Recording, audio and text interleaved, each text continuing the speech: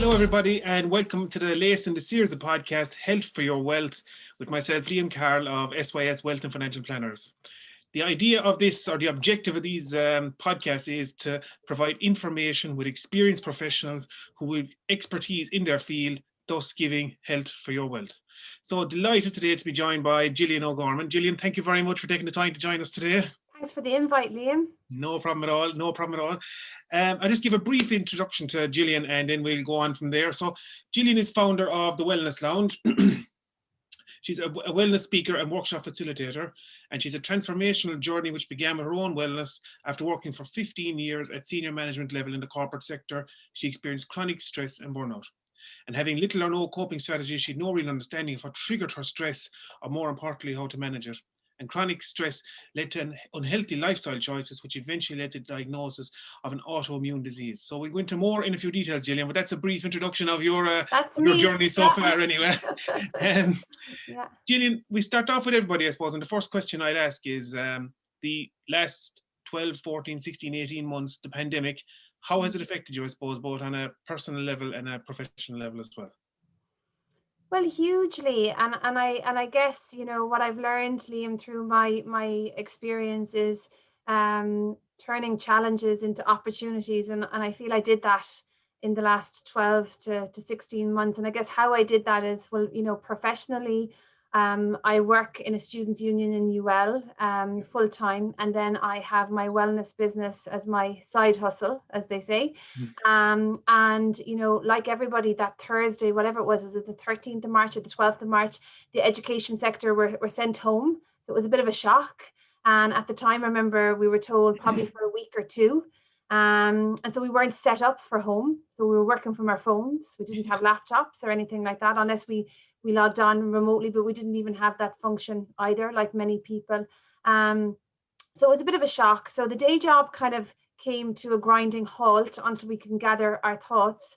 And then what I did is I used it as an opportunity to reach out to people with regards managing that change and that stress, because that's something that I felt that I could give value to immediately. So, you know, what did I do? I set up the Wellness Lounge Facebook page. We have 1,800 people on that page.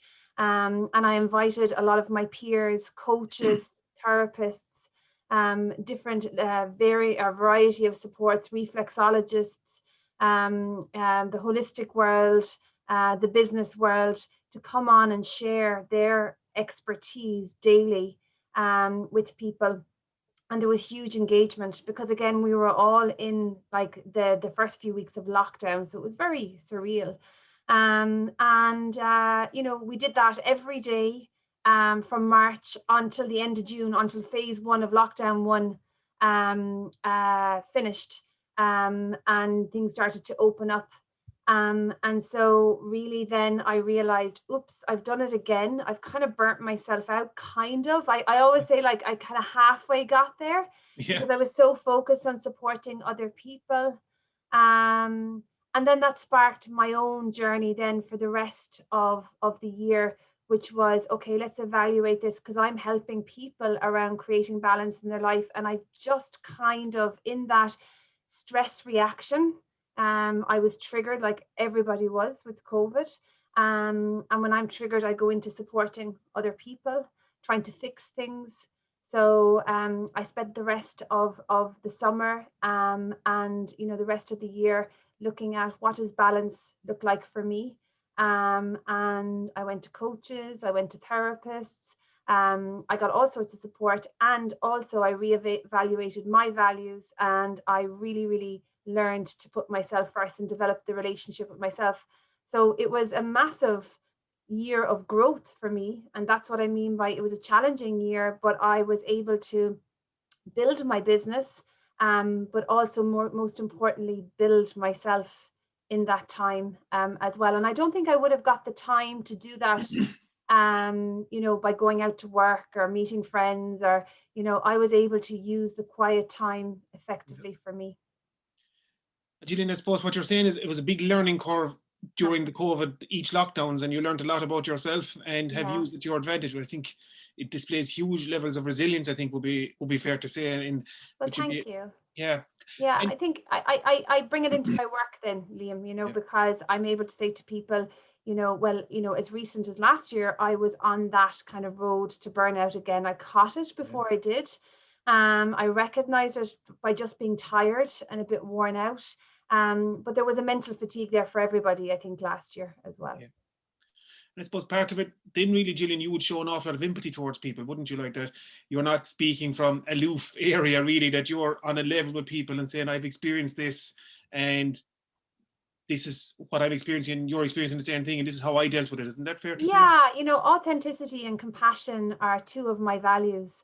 I don't know how to be any. I put a post on Facebook this morning, and people wrote, I love your vulnerability, I love your honesty. I don't know how to be any other way, and I feel that if I disclose, what I'm going through, it gives people permission to disclose what they're going through and to actually actively seek out support around that. And we're all just human beings, doing the best that we can do.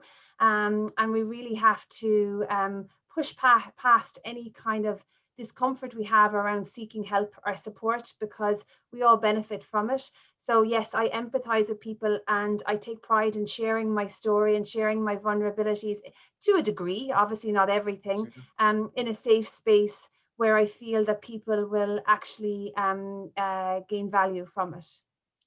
And I suppose, Gillian, I know you, I suppose we've never actually met, which is funny. I consider you a friend at this stage. We've never Oh yeah, actually met. I And it's know. funny, Yeah. like, but like, we're a very personable kind of person. And how would you have found in going on to using Zoom and not shaking hands or whatever we want to put it, not meet the eye Yeah. to eye contact and so on and so forth? Did you find a big adjustment from that point of view?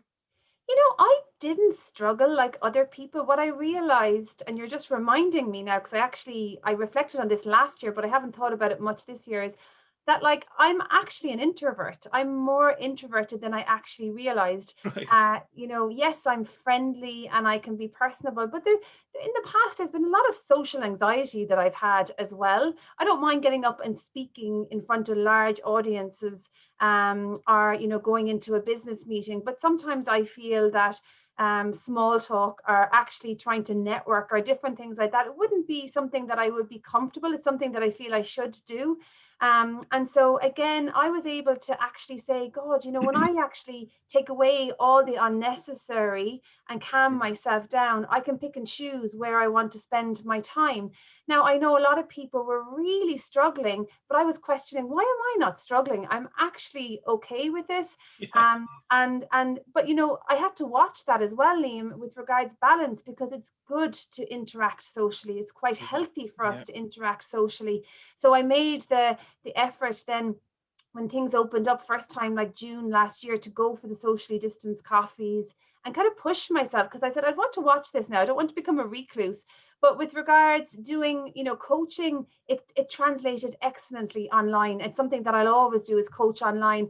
And it also allowed me to build my network of clients. Like I coach people all over the world, which I wouldn't have been prompted into doing pre-COVID. And there's a cost element as well, that you can do it from your computer, from a spare room in the house, and Sure. a time element in that you don't have to go to Cost, a hotel time, room or whatever it is. Or yeah, all those things. It's way more streamlined. I find that people are comfortable in their home. They can have their cup of tea. And it's not as clinical as I thought it might have been. I often just think, how would you hold space for somebody yeah, online? It works really well. I don't even see the screen anymore. I just see the person. it's funny. Yeah, it's funny. It's amazing the way it has turned in the last year and a half, whatever it is like. But You know. um, Gillian, from your own business background, I suppose, being inside in the college and etc., and now with your own business as well, what nugget of information do you think that people could do that they're not currently doing at the moment from a business point of view, really? Well, Liam, I'm all about personal development. And, in UL, I oversee a leadership program for student representatives. And it's something that we're currently looking to expand on and build on. And I was saying to the students the other day, all good leaders out there have a great sense of self, are able to manage themselves, are aware of themselves, what stresses them, what are their strategies, how to focus, becoming clear on certain things.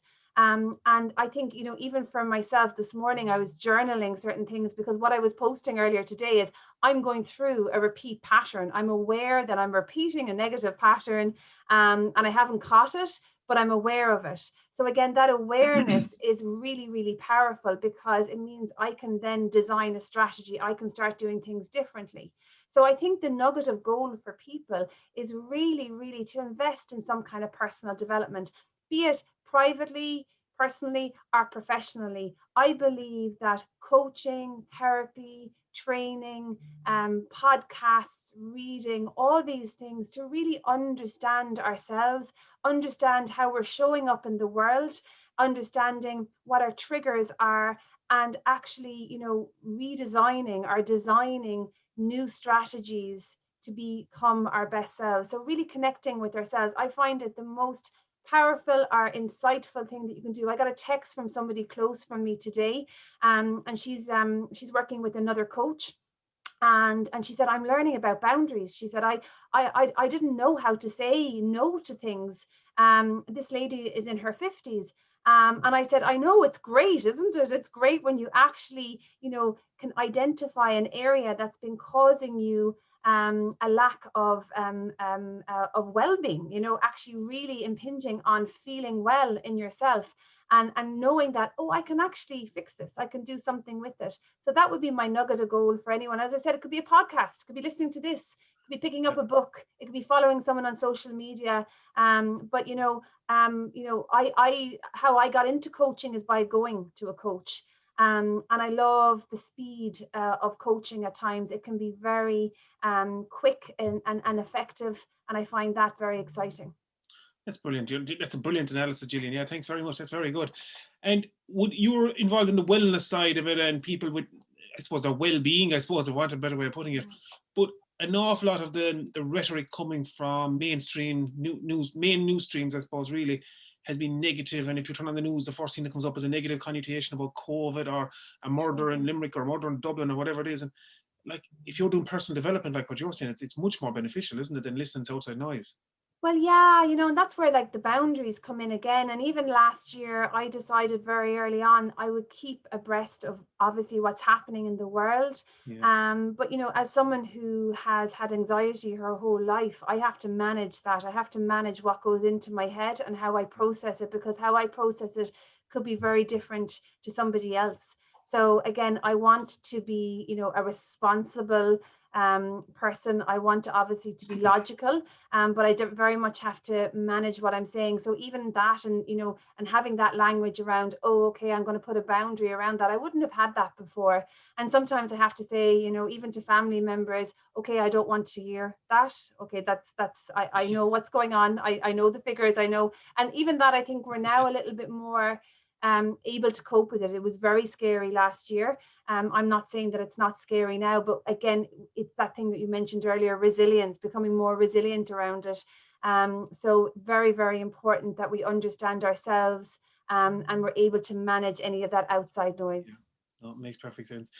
Gillian, it's amazing how your business has transformed, like, because you've been working with people, you tapped across it earlier on, but in the USA, the UK, India, Germany, France, Ireland, probably amongst others. And it's like, it's amazing. I presume you don't go traveling to those every week. That's all done by Zoom and all Teams. done by Zoom. And I work for a company in California, a startup as well, and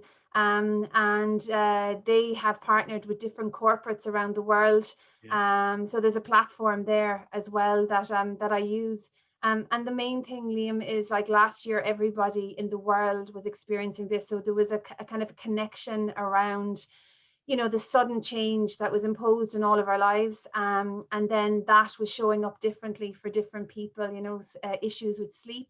Some people, losing jobs as well. So that whole financial wellness that you and I have talked about before. And, it's really important that people understand that wellness, means different things to different people. Sometimes I was talking to a client this morning, his values are security and stability, which are very much attached to his job and his income. So for him, well-being is very much in that area of his life. And if something is rattled there or he feels insecure there, that does affect him. it affects how he shows up, and it creates a huge stress. So I've learned through working with different people all over the world what wellness means to them. And again, it comes back to what people value, and what people are always, as human beings, we're always looking to feel secure and safe. We're always looking to feel, for some people that's money, for some people that's love, relationships, it's health, it's different things for different people. And just ask a question, I suppose, on your professional, but is it the same for people all around the world? That there's no difference between Irish people, English people, Americans, etc. Like people have the same nearly wants for wellness in a way. Would that be, if you know what I'm trying to come at? Yeah, I think, it really is down to the individual and the individual's background and experience. And again, their values, their beliefs, which, is something like, a person's beliefs can be formed in the first 7 years of their life. Yeah, So, for me, yes, of course, there's cultural differences, there's going to of be course. experiences, there's going to be a different kind of feeling in the air. Like if you're talking to someone that may have grown up in a communist country, it's going to be very much different for someone who grew up in a capitalist country. But at the end of the day, it really is down to the individual, and their values, their beliefs. And it can look different, for different people. People will say, I have a problem with sleep. We're dealing with that. And then you go right down, and it can be that they're working too hard, they're spending too much time on the screen, which is impacting the sleep. But the issue again is bedded in a belief that I must work hard to be successful, or Yeah. I feel insecure about money. It's always, our behaviors are always driven by our beliefs. And that, I don't believe, is country specific. That's human being specific, and that's where I kind of dig into a little bit. Human nature, Gillian, isn't it really? I suppose. Yeah. As you know, Gillian, we work in the financial services industry. Hmm. And I suppose in your experience over the years, what financial services product would you recommend highly that people should take out, that you found beneficial, or that you would advise people to take out going forward? Yeah, I think, there's two things that come to mind when I think of me and my finance. Interestingly enough, before COVID happened last year, I was attending a coach, and I really wanted to get my goals clear for 2020. And one of my goals was to buy a house, Yeah. and again, to develop a savings plan. And she helped me recognize that savings were going to become a non-negotiable for me. So if saving money was non-negotiable, it meant I was saying yes to savings and no to other things. Yeah. And once I was able to get clear on that, then I was able to say, no, I'm not going on a holiday, or no, I'm not doing this. Now, of course, the whole world shut down, so it made it easier. I It didn't was a have as great year, many, Gillian. You picked the right year. yeah, I didn't have as many choices, but I was very focused Yeah. on savings, and it really gave me a sense of accomplishment and security as well.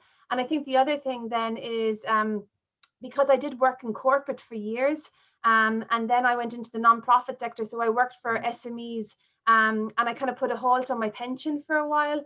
And about 18 months ago, nearly 2 years ago now, I resumed my pension. And that is something, again, that I feel is giving me a sense of security as well. So Yeah. I feel you get to a stage in your life when you're in your 40s where you kind of need to cop on a little bit and focus.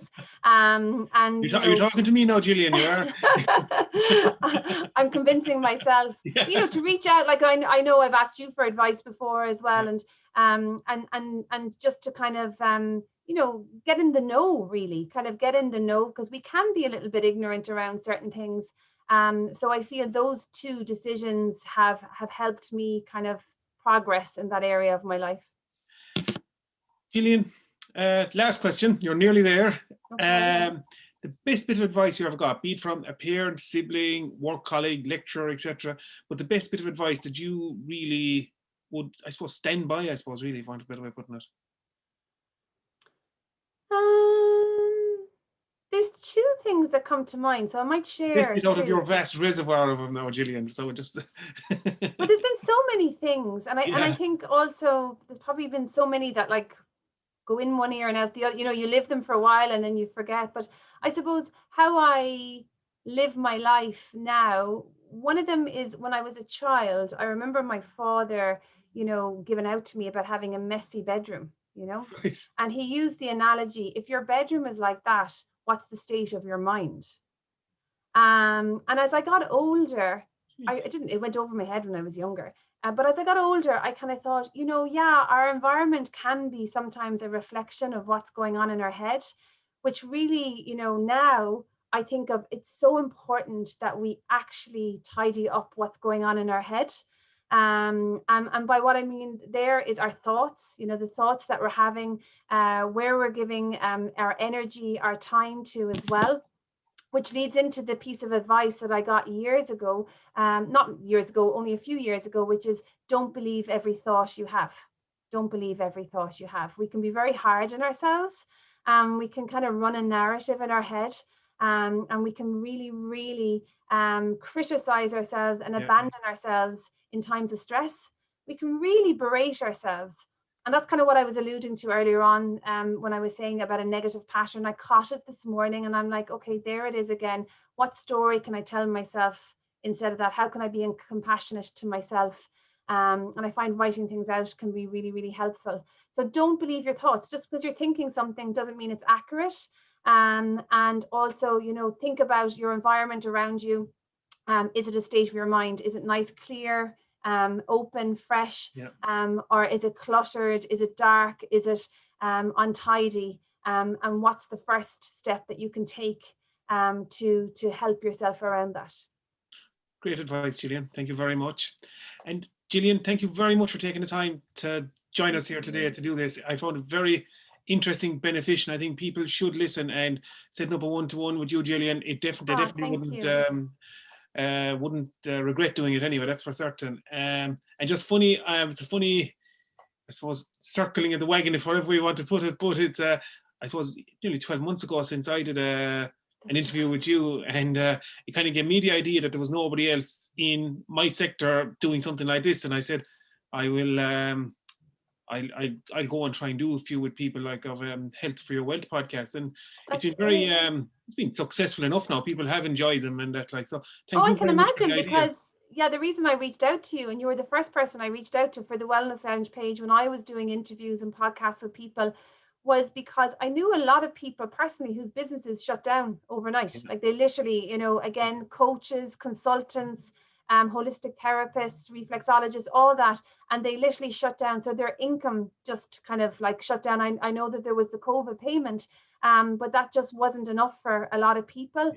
And I knew the impact that had on a person's wellness straight away, because there was people in my life. I was lucky enough to get paid and continue working right throughout, but I knew people that didn't have that, and I knew the impact. So again, I was trying to encourage people to reach out to you, just to inform. There could be certain things that they could cash in. There could be certain things that they could do. And again, it goes back to that nugget of gold, like reach out to people. Don't be afraid to support. So it's really, really nice now to be talking to you. Yeah, absolutely. Yeah. And Liam, if I could just share before we finish, on my Wellness Lounge page, my webpage, which is thewellnesslounge.ie, there is a whole load of tips on there as well around managing stress.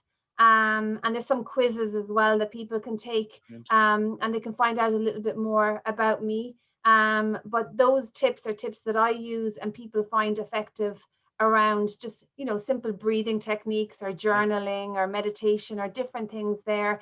And I try to share with people from a very basic approach. So I don't ever expect people to know anything. I kind of introduce them to these concepts. So if people want to know more, they can go on there. And what's your Facebook and Instagram and those handles? So my Facebook is the Wellness Lounge, and Instagram is Well Lounge. And all the links are, if you go onto the website, all the links will be from there. All the handles are on there as well. Gillian, thank you very much. And I'd highly recommend people to go on and have a look at those. And we'll put Gillian's contact details at the end of the podcast. And Gillian, thank you so much for taking the time to join us today. And thank you. I enjoyed it. Me too. And thanks to everybody for listening. And until the next time, stay safe. Thank you very much.